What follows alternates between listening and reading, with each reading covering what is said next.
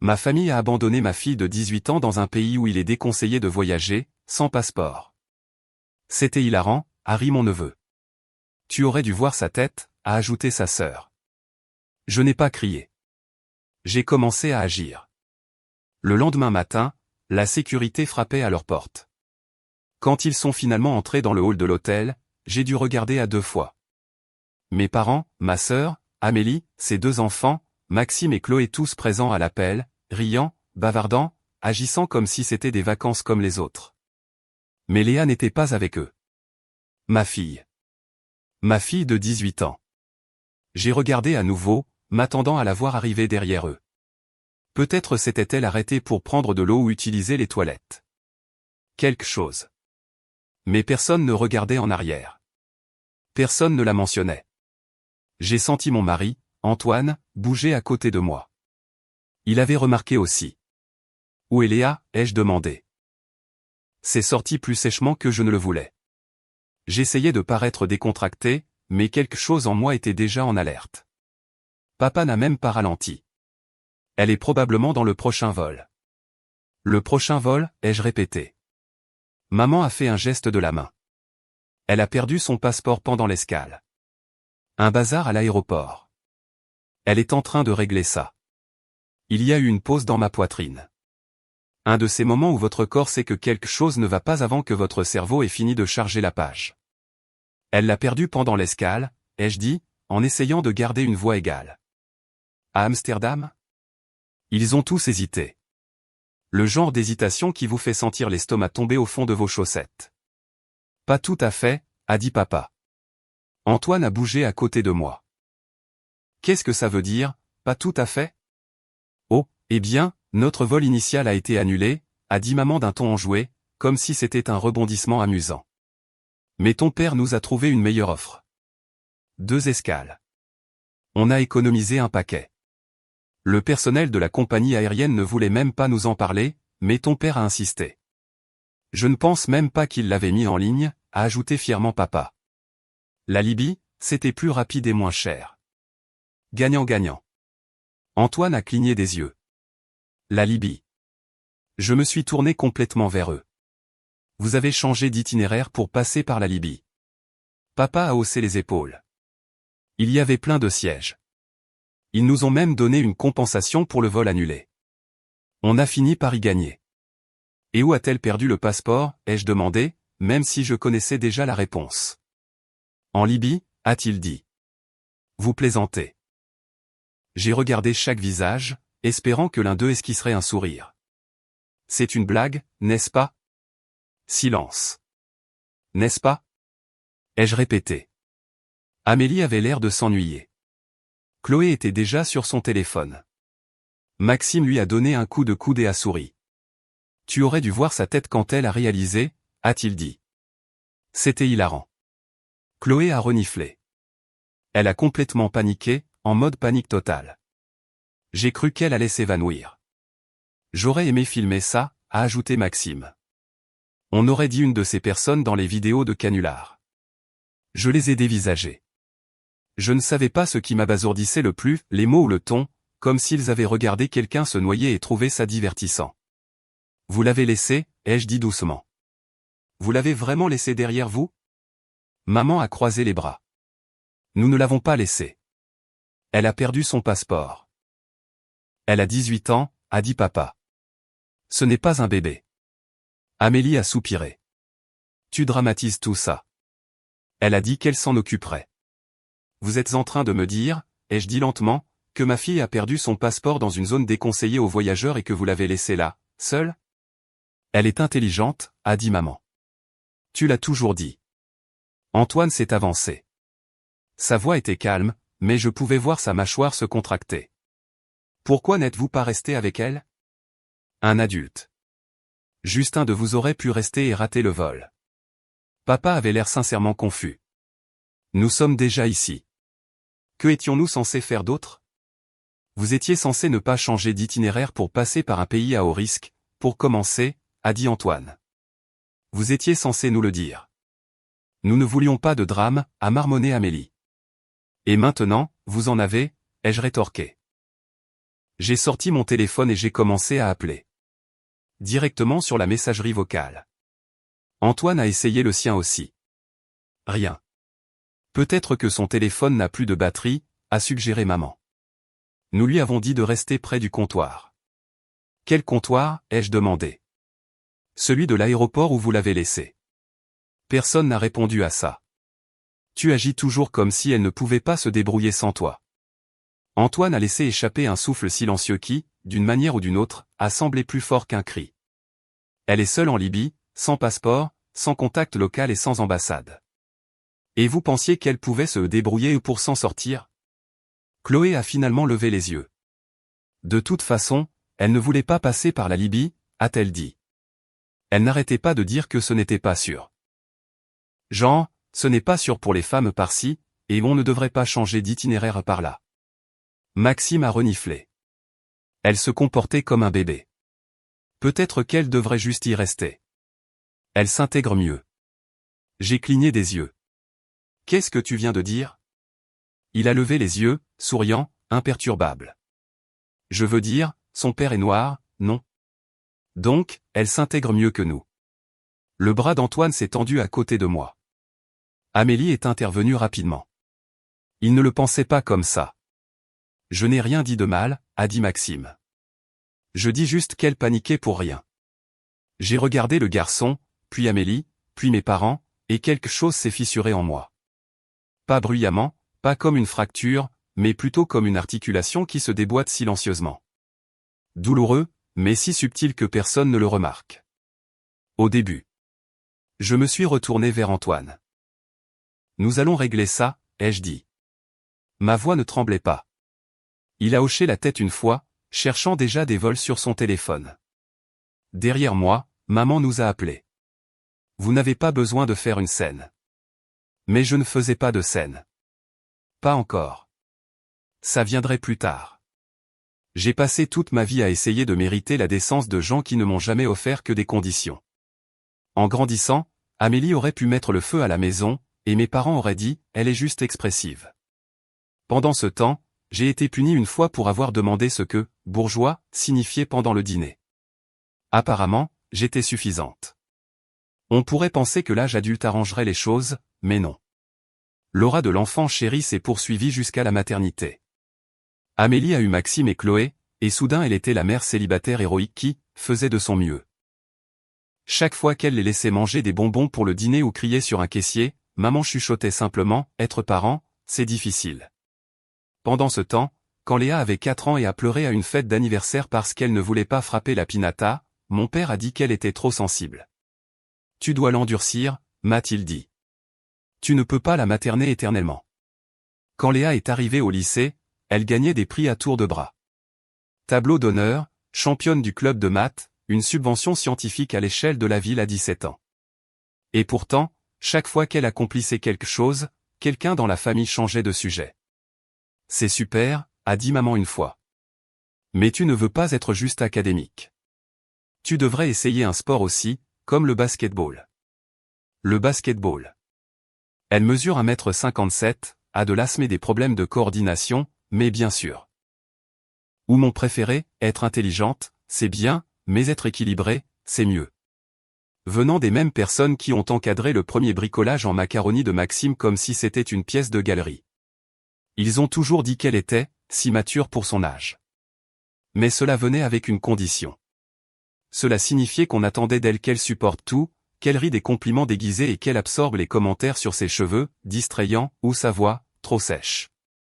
Antoine, mon mari, le père de Léa, disait que nous imaginions des choses, que ce n'était peut-être pas du racisme, juste de l'aveuglement générationnel que nous ne pouvions pas prouver l'intention.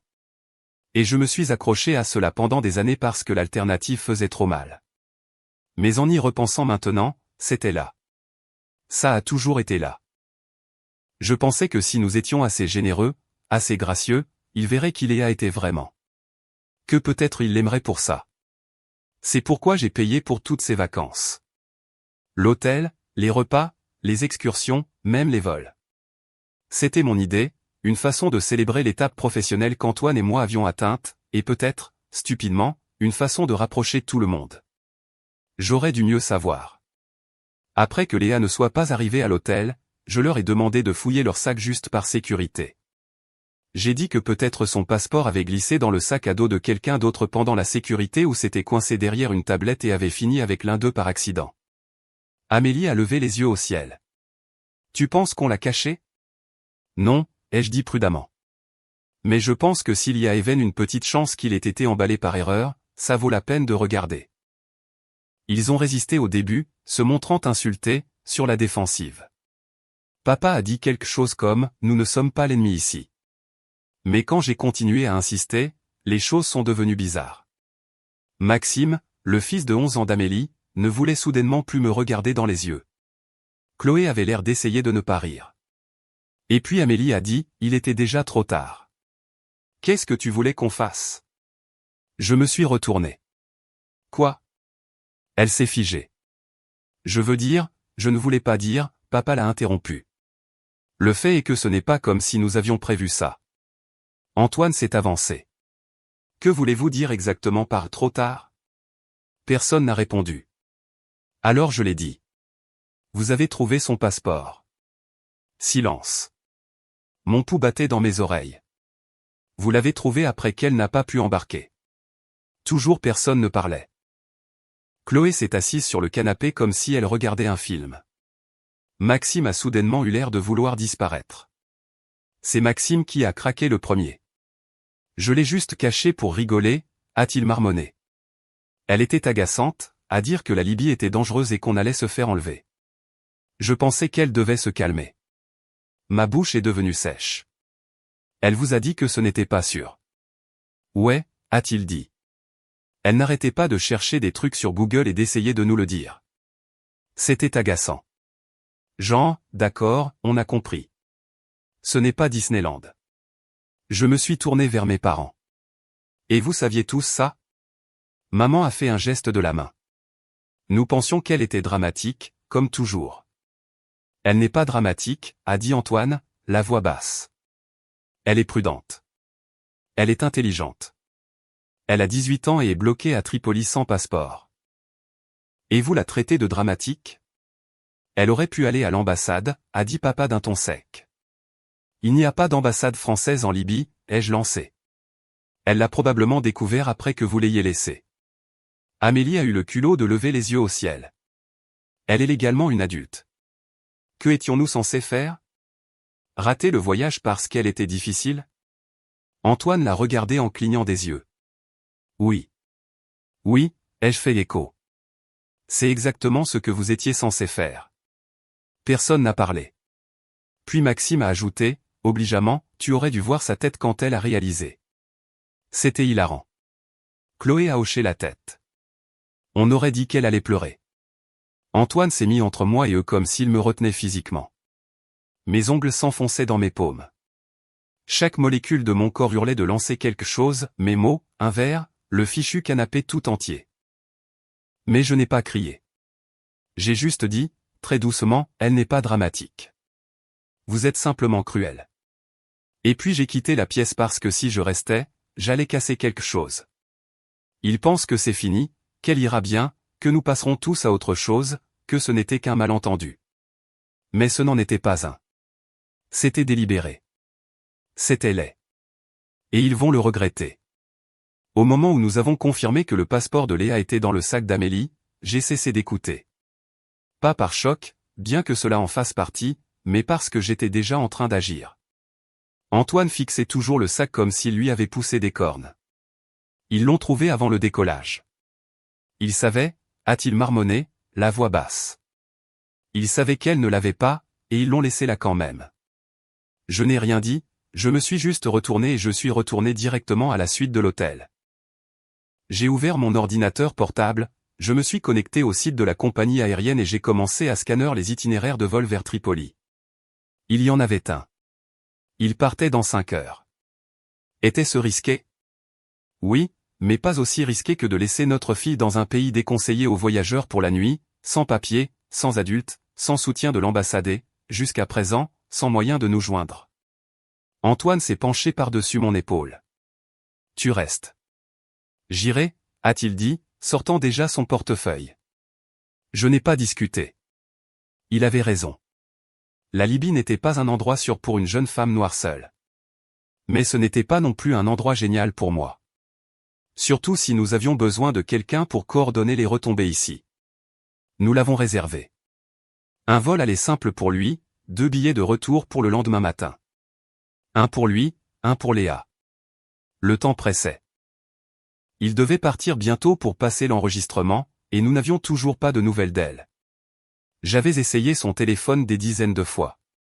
Signal indisponible. Pas de messagerie vocale. Juste le silence. J'ai essayé encore et encore. Je ne sais pas pourquoi je continuais à penser que ça finirait par se connecter, mais à la 9e tentative, cette fois en actualisant la page de confirmation de la compagnie aérienne, je l'ai entendu. Une sonnerie, puis une autre. Puis, une voix. Maman ? J'ai failli laisser tomber le téléphone. Léa ? Oh mon Dieu. Léa, ça va ? Un souffle tremblant à l'autre bout du fil.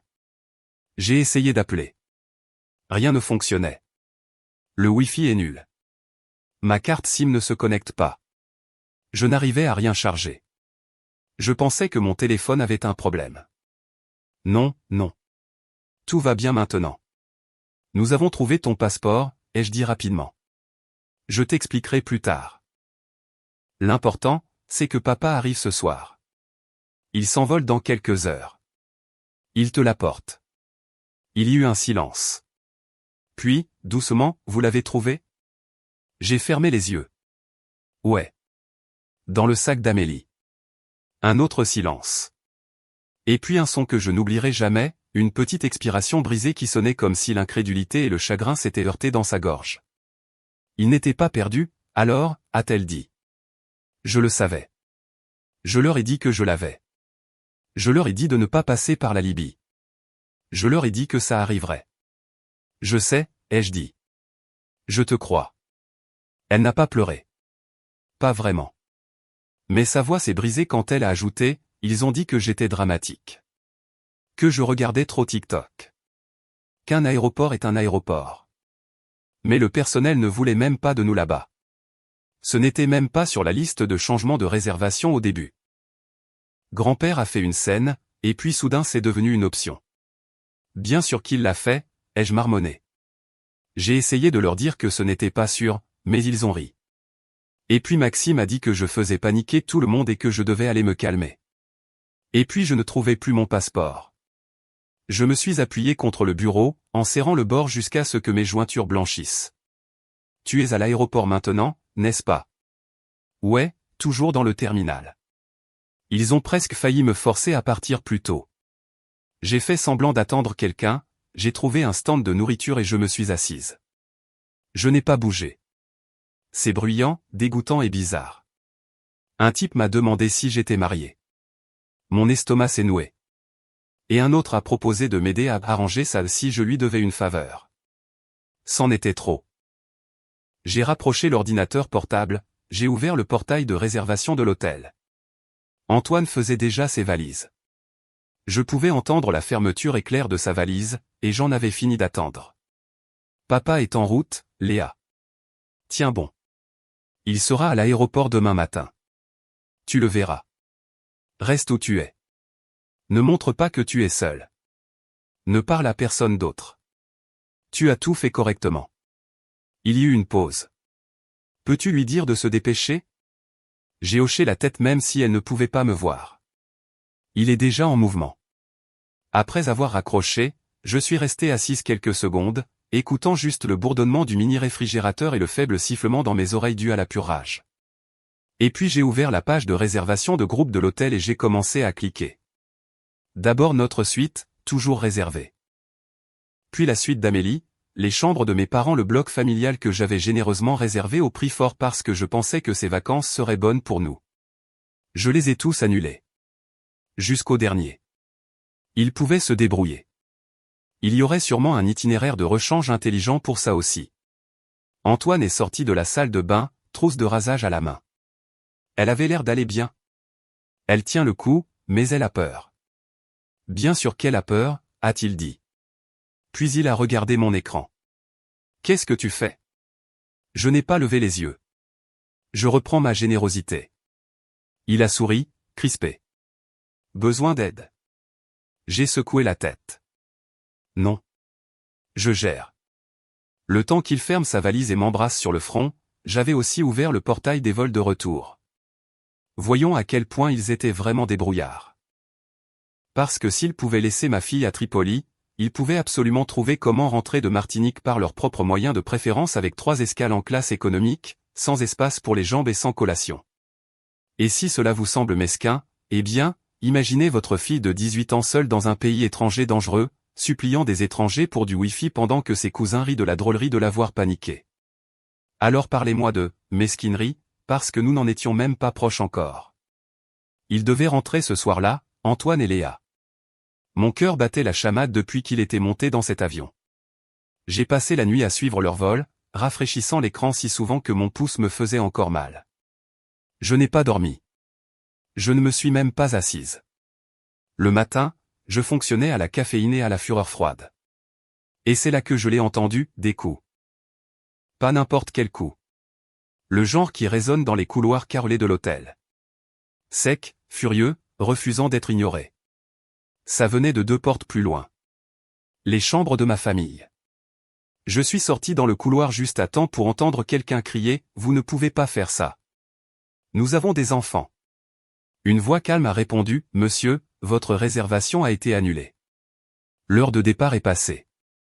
Si vous ne partez pas volontairement, nous serons obligés d'appeler les autorités locales. » Un autre coup, puis un enfant qui pleure, puis ma mère, sa voix cassante et pleine de suffisance, lançant quelque chose à propos de cette réaction excessive ridicule. Je suis retourné dans ma chambre et j'ai fermé la porte, non pas pour l'ignorer, mais pour m'empêcher de rire. Ils avaient essayé de déformer l'histoire la veille. Mon père martelant ma porte comme si je lui devais quelque chose, ma sœur furieuse, ma mère avec son meilleur air de « ce n'est pas comme ça qu'on t'a élevé ». Mais ils étaient déjà partis dans ma tête. Au moment où ils ont laissé ma fille bloquée, le passeport caché dans un de leurs sacs comme une blague, c'était fini. Ce n'était pas une famille. C'était du sabotage.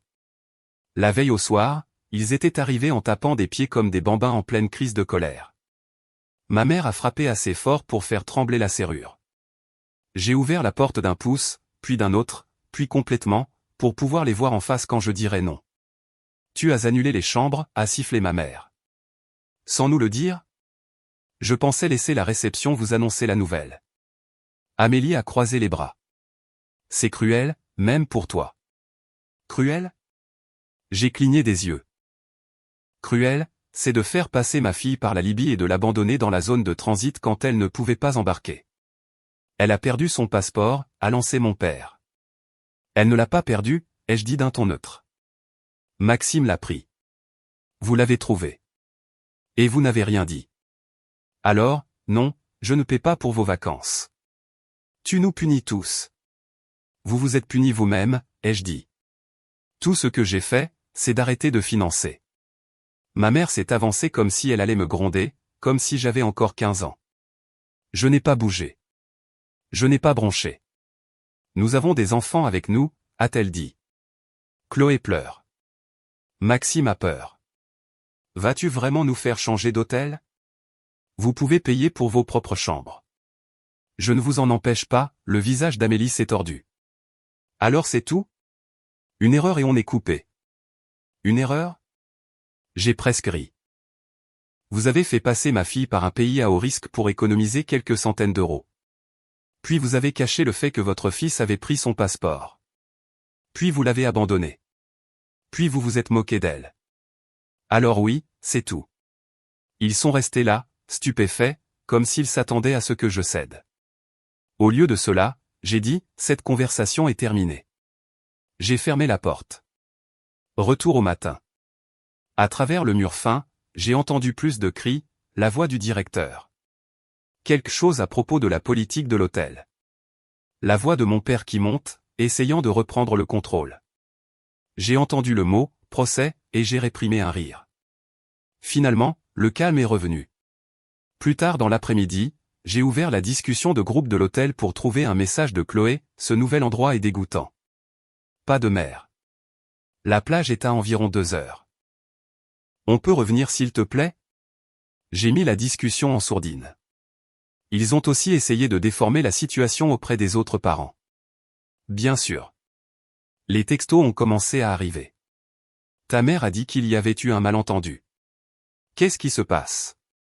Est-ce que Léa va bien? J'ai répondu à chacun de la même manière, ils ont fait passer Léa par la Libye pour économiser de l'argent. Maxime a caché son passeport. Elle s'est retrouvée coincée. Ils l'ont laissée derrière eux. Pas de fioritures, pas de contexte, juste les faits. La plupart des réponses ont été un silence de mort. Une tante a répondu « Oh » et n'a jamais donné suite.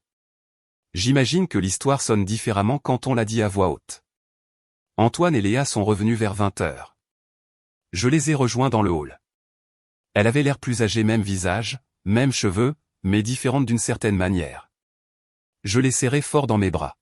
« Est-ce qu'on doit aller ailleurs » a-t-elle chuchoté. « Non » ai-je dit. « Nous n'allons nulle part. » Nous sommes restés une semaine de plus, tous les trois. Nous avons mangé du poisson frais au bord de la plage. Nous avons nagé dans l'eau turquoise. Léa a fait la grasse matinée et a lu des romans au soleil. Antoine me massait les épaules chaque fois que je me raidissais à la notification d'un message. Je n'ai répondu à aucun d'eux. Quand nous sommes rentrés à la maison, j'ai arrêté tout soutien financier. Je ne l'ai pas annoncé. Je n'ai pas écrit un courriel dramatique. J'ai juste arrêté. Ils ont contacté quelques fois. Des appels, des tentatives de culpabilisation, des textos passifs-agressifs. Je les ai tous ignorés. Et quand la saison des impôts est arrivée et que ma mère a essayé de vérifier si nous payons toujours l'assurance, j'ai répondu « Non, nous ne la payons plus ». Silence. J'ai dit à Antoine que je me sentais coupable. Il a dit « Tu sais ce qu'est la culpabilité ? C'est l'écho de limite qui aurait dû être fixé plus tôt. » Il avait raison. Je ne sais pas ce qui les a le plus brisés, le fait que j'ai tenu bon ou le fait que je n'ai jamais élevé la voix en le faisant. Mais c'est ça, le truc. Je n'avais pas besoin de crier. J'ai juste agi. Et maintenant, pour la première fois de ma vie, je ne me sens pas comme le mouton noir. Je me sens libre. Peut-être que j'ai réagi de manière excessive. Peut-être que l'annulation de leur hôtel et de leur vol était mesquine. Ou peut-être que c'était le seul moyen de leur faire ressentir ne serait-ce qu'une fraction de ce que Léa a vécu. Qu'en pensez-vous? Ai-je eu raison de saborder leur voyage comme ça? Ou suis-je allé trop loin? Dites-moi ce que vous en pensez dans les commentaires. J'aimerais beaucoup avoir votre avis. Et si vous voulez plus d'histoires comme celle-ci, abonnez-vous et activez la cloche.